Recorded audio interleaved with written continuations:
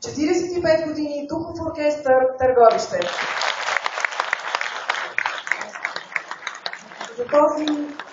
За този немалък и много емоционален творчески път, екипът от музиканти е участвал в безброй национални фестивали, конкурси и чествания. Духовият оркестър е неотменна част от празниците на Търговище и е една прекрасна визитка на общината. За всички търговищенци са любими летните им изпълнения в парковете на града. В своята репетиционна зала тези хора правят чудеса и за децата.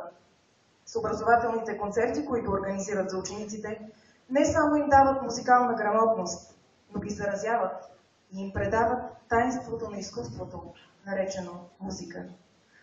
Много и престижни са и международните отличия, които нашите музиканти са спечелили със своето майсторство.